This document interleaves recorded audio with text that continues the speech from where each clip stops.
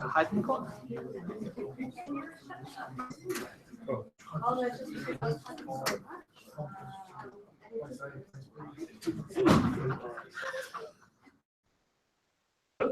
Good afternoon, everyone. Welcome to the sixth showcase for Access Pathways. And hello to those tuning in from Auckland, Christchurch, and via YouTube. If you are watching on YouTube, please post your comments and questions in the comment box at any time. We'll keep an eye out. So it's been around 12 weeks since we came together as a team.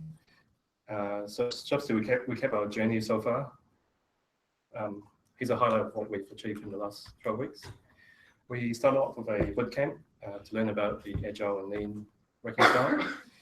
We talked with over 100 customers to understand their pain points and needs. We decided to focus on community and connections as the first problem area to tackle. We've tested our early prototypes with our customers and refined our concepts. And we've arrived at a tool that helps people connect and share with each other more easily. We've given it live by building the tool, which is called Pod, into a usable tool. And here we are about to launch Pod with a small group of customers next week.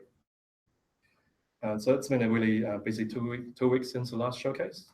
And for today's showcase, Tim will tell you how we've been dealing with challenging issues like accessibility and engagement. Wendy will share our thinking and work that went into shaping the pilot. And Lisa will take you through the steps we've taken to get Pod ready for the pilot. And then we'll open it up for your questions. Tim. Yeah, cheers.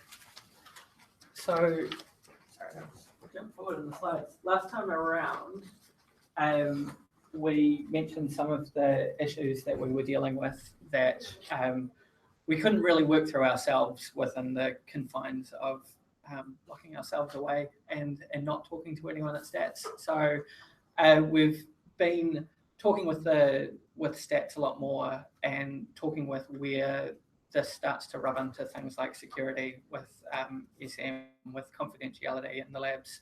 So one of the core things we were dealing with, as Ricky mentioned, was accessibility, and that idea was that the site that we're building is accessible from anywhere, and it kind of includes within the data lab.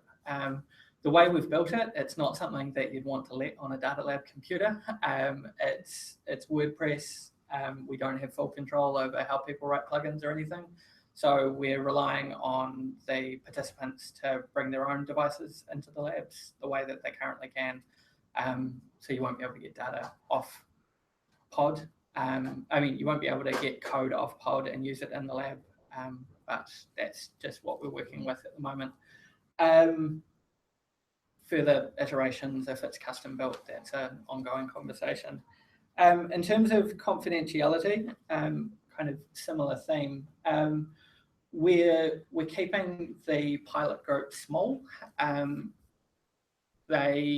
Most of them already have their own obligations about what they can and can't share, so we're just expecting that to continue. But just to keep things locked down, you can't access Pod unless we've given you a login, and those logins are given to individuals rather than agencies. So we know who's doing what, and we've got a little bit of oversight over that. In terms of the ideas of engagement and time commitment and scope, we really had to kind of nut out what our value proposition was, what we're actually building and what it does. And there are 3 core elements to Pod. Lisa will go into a bit shortly, but that it lets you explore a knowledge base, it lets you share information with that knowledge base for other people to access it, and it also lets you ask questions. And we went out and asked people kind of what parts of that, what outcomes of that would actually appeal to them. And I think Wendy's going to go into some of those values a bit more, but that really let us kind of narrow down exactly what we were building, make decisions about what features we would and wouldn't build, and kind of work out what we were measuring. The ones that we're not quite parking, but observing, moderation, incentivizing, and navigation. Where with the small group, we're just letting people post and comment. We're not kind of moderating that for now. Incentivizing, we haven't built anything that lets people upvote comments or anything like that in this iteration. And navigation, we're leaving things mainly as is, but we've cleaned up how search works because it was a little bit broken the first time around. But yeah, Wendy. Thanks, Tim. So after our last round of customer testing, there were two big things that we knew. So over here, we knew that the need or the problem that we had identified around community and connection was very real. There's a lot of sharing going on in the community, but it's happening one-to-one, and answers aren't really being, and advice aren't really being shared wider for other people to benefit from. And that means there's a lot of repetition of people having to answer the same things over and over again, which is time consuming and a bit efficient. And there's a big reliance on knowing where to go to find answers and who to ask. And that means sometimes connections aren't being made. So validated sort of problem area. And over here, it gave us reassurance that we're definitely onto something with the solution that we're developing. When we put the tool in front of people, they saw value in it. They said they're likely to use it and recommend it to others. So they really felt like it was helping them solve those problems over there. And that's because it's bringing everything together in one place, including links to other communities and resources. It's an interactive platform with sort of crowdsourced content that a range of people have contributed, and it's easy to search and navigate to find what you need. And that's great because that means this is a platform that would result in real value for people, better quality results, saving time, and it's fostering visibility and transparency in the community. So that's all great. It gave us confidence in the solution that we've been developing, but we're conscious that we've been measuring people's self-reported expectations of their own behaviour and sort of an artificial environment, sort of been in small windowless rooms over at Westpac in an interview type situation with people watching and listening, and only giving people, say, 5 to 10 minutes to engage with the tool itself. So we got wondering, would the value and the positive comments hold if we were to put a tool out there for people to use more naturally in their day-to-day roles? Would they actually find it useful in their real work? Would they use it to find information and ask questions? Would they contribute their own knowledge and their own resources and share those with their peers? And would they still say this tool has substantial value? And when thinking about how to go about testing that, we realized quite quickly that what we'd already built, this basic sort of WordPress prototype that we'd put together in the space of in a week, that was still ideal for this. Even though it doesn't have all the bells and whistles, as Tim mentioned, it's able to it's got a searchable knowledge base that people can contribute to. They can add content, ask questions, and it's got basic tools there to help people with navigation, like tags, categories, and a word cloud. And therefore, it's ideal for still testing those core concepts. So there were three main things we needed to do to move to a pilot stage, and that's to, number one, host Pod online so people can access it from anywhere. Number two, wrap a sort of mini community around Pod with a mixture of customer personas, needs, and expertise. And thirdly, to add some more content in there into Pod around a particular topic to get things rolling. And then kind of observe what happens. So we've decided to focus our pilot around the theme of housing data. And we've brought together a mini community and content around that topic. We've got sort of 18 enthusiastic participants who've agreed to take part, and they're from a range of backgrounds, from sort of Stats NZ internal staff through to NGOs, academics, and central government. They've got a range of capabilities, so some just use data lightly, through to people who are in the IDI using housing data in the data lab. and they cover a range of personas as well. So we've got people who are using data, interpreting data, finding data, helping others, making decisions. They've got a range of needs.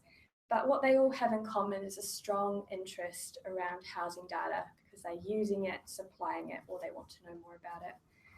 So I'll hand over to Lisa now, who'll talk a little bit more about how we've been preparing for the pilot and what our next steps are. So we're essentially taking a prototype, a mock-up of what we've been doing, and turning it into something that's real that the New Zealand data community could engage with. And so what we really want to test is that this is the right solution for this problem. So we've built just enough, like Tim and Wendy have said, functionality to test that concept and to find out whether people will actually engage with it and use it.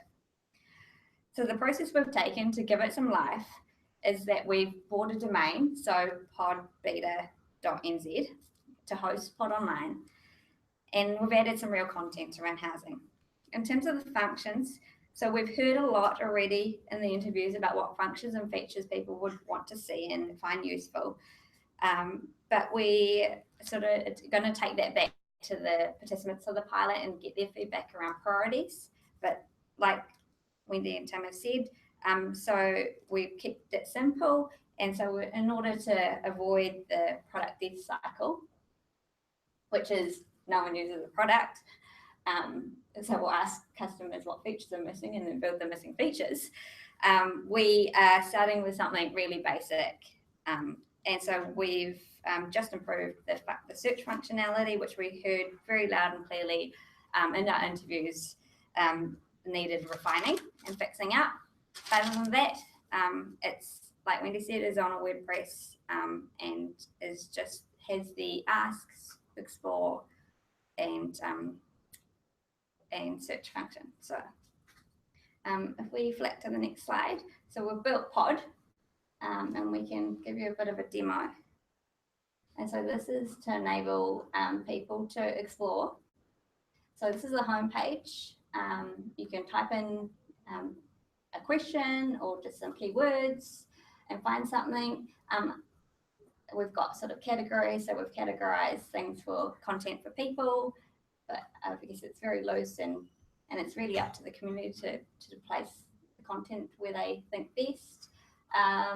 We've got Explore at the top, so that sort of contains all our content and enables people to have a look through to see if they're interested in an area or just want to have a browse to see what questions have been answered or not answered, and see if they can contribute something. We've got the share and the ask. So the share is they want to upload something themselves, some content or post a comment, ask a question for the community, and the ask, which is getting input from the community if, for example, something's not on the knowledge base. Cool. So what's next is we're launching the pilot on Monday. So that's pretty exciting. Oh, sorry, Tuesday. Monday's a public holiday on Tuesday. And so that will run for 4 weeks. In keeping with the build, measure, and learn mantra that we have, we're doing weekly check-ins to get feedback from the pilot participants and to understand like the measures and the metrics that we have, and get some stats on that. And then so we'll also be doing an end of pilot interview with all the participants. And so in order to find out if this is the right solution for this problem, and if it's confirmed that it is, that will going forward, that we'll be looking at sort of how it'll work, what sort of platform it's on, what sort of features are useful, and how important each feature and what feature we should be building next as well. So that's my spiel. Tim, Q&A. Yeah. Does anyone have any questions? I've got a question. So we're building this tool which will be externally facing but will be accessible by your own laptop within the data lab, right? So what controls have we got to make sure that people don't talk about stuff they shouldn't on that form? The existing controls that we have on people in the data lab that mean that they can't take photos of the screen. So when people come into the data lab, there is that element of trust, and we're not extending that further. We're relying on the same mechanics and the same expectations. Right? So, yeah. So you can go in and you can have a look and you can say, I don't know, there's 400 houses in Island Bay that are valued at 5 million or something, and you can say this looks a bit wrong to me. Has anybody discovered a solution to that? And that's not Yeah. anybody being malicious or anything. But that's not something which should be being taken out of the data lake environment. So is there any reminders or anything that pops up when you post a comment to say, please make sure you don't release field counts, please make sure you don't have any identifiers or legal stuff before people post a comment? Not popping up when you post a comment. Just we've set some expectations in the messaging that we've given people, but not to that extent. So probably something that we should flag. Thanks. Yeah, because I mean, it won't be malicious, but people make mistakes. And keeping the group at 18 and having it locked behind closed doors means that if something like that does happen, that we've kind of limited the effects of it. So. But the thing is, they can do that now as well. Yeah, they can, but they don't have the same form. So if this is going to be a No, publicly but I mean, if you think available about form, something, I mean, it's not publicly available now, I guess it's the same. So if you think about something like metadata, they can go on. Yeah. Most people don't want to do people that. don't use me there. But Well, no. I mean, it's not a problem. It's goes not, away just yeah, as it's a they way. can. Yeah. It's it. And as access to IDI grows, I think that becomes even more important. And as access to pod grows, yes. So I guess an aspect of that to consider, development wise is that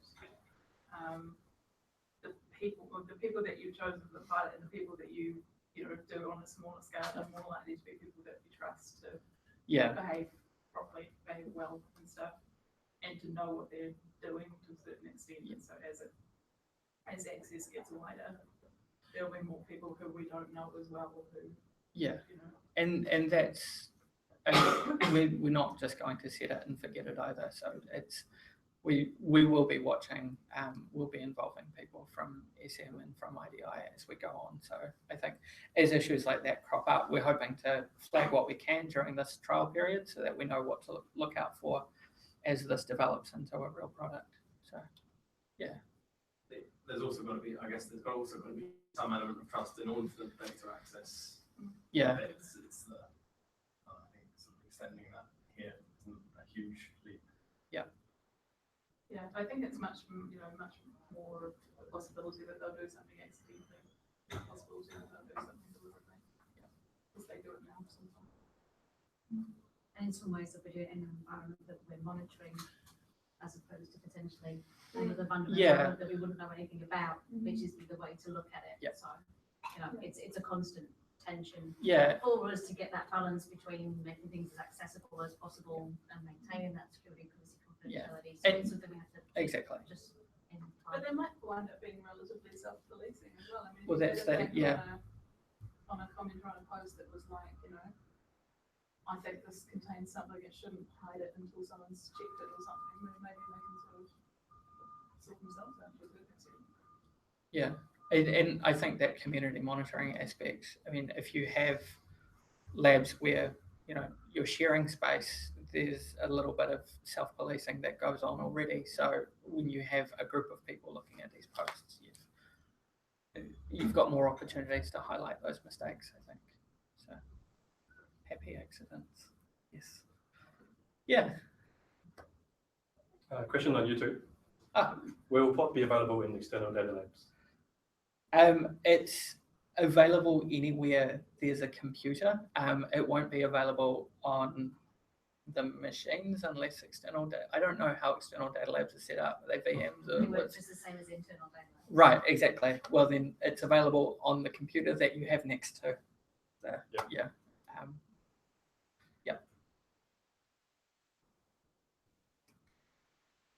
Another question just if the trial goes well, do you have any idea when POD will become available to other users? No. Anna's on leave, so yeah. I mean, I think like anything, we evaluate the pilot, and then based on how much tweaking it might need, it could be reasonably quickly, or it may take a little long. But I think the key thing will keep everybody posted as Well, this trial runs till the 24th of November, and then we'll need to do some soul searching after that to see what to do with it next. So, yeah. after that is the answer at some point.